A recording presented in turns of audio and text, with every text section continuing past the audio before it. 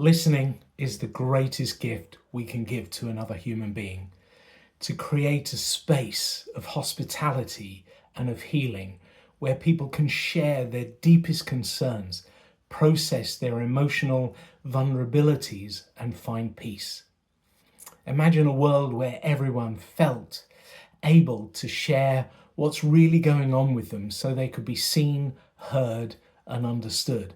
Well, that's the journey as circle leaders that we're on, and it's easier than you think.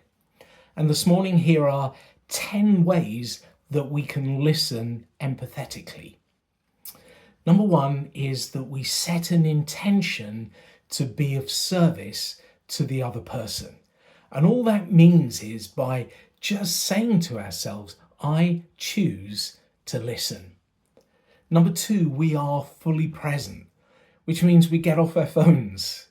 We stop processing our mental shopping lists and to-do lists, and we just begin to take a breath, connect to our body, and focus on the other person. Number three, we create an emotional connection with that person so that they sense in their heart that we are there for them. Well, how do you do that? All we have to do is just silently say to ourselves, while focused on the other person, is to say, I am here for you. And when we do that, when we receive that intention into our heart begins to radiate that out, and people know, they feel it in themselves that you are there for them. Number four, we have to set aside any judgments. Have you ever met with anyone, looked at them and thought to yourself, oh dear God, no.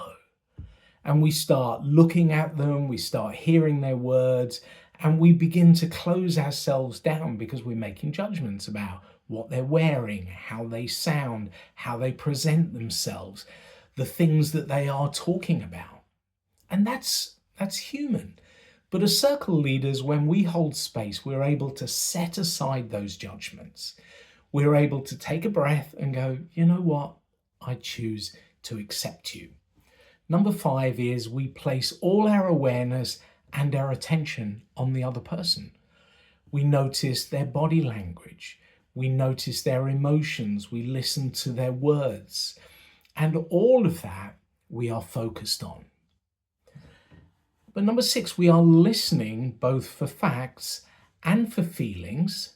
And then on top of that, we're looking for the intention behind the words and the impact that it's having on ourselves and the other person. So number seven, once we've listened and the other person appears to have stopped talking, we wait. And we wait at least 20 seconds and ideally 30 seconds. Because when we wait, we are focused on two things. One, an assumption that that person has more to say. And two, we're creating space for it. And when we start to listen empathetically, 20 seconds feels like 10 months. It feels horribly long. It feels like, oh my goodness, what am I doing here? But after a while, you get used to it. It doesn't threaten you anymore. And it certainly doesn't threaten the other person. And then number eight, we reflect back to people what we have heard. And we're reflecting back to them, one, what it is we heard them say. Number two, we acknowledge their feelings, what it is they said they felt about it. Number three, we acknowledge the intention behind their words. So hypothetically, you could say, it sounds like all you really wanted was someone just to notice you, or to someone to recognize the pressure you are under. That's the sense of intention. Number four, we share the impact. And I can see how that is impacting you. Or we may say, and as I heard you speak, I felt this pressure in my chest. So I can imagine how that's making you feel. And then lastly, we would then ask open-ended questions to invite people to continue the discussion. Sometimes that open-ended question is, and what else? And then we just pause, because we don't have to have the perfect question. And we will look more at this next month when we move into conscious communication. But for now, just pausing and saying, what else? And just waiting. What else do you want to say about that? What am I missing? And then number 9, we embody the space. And that's done 2 ways. Often when we're holding space in groups, we sense discomfort in the room. We can sense discomfort in ourselves, a little anxiety, a little pressure. Am I doing this right? Am I doing a good job? And we have to embody means, first of all, we have to just be able to hold that tension within ourselves and not let it distract us. It's just a feeling, it's just an emotion. And we can let it come, rise, and fall. The second thing about emotions, which we will look at next month in a little more detail, is that when we can see the people that we're holding space for a little bit anxious and distressed, we can drop an emotion, we can drop an intention into our heart and just say, peace. I am the one that brings peace. We can speak calm over people.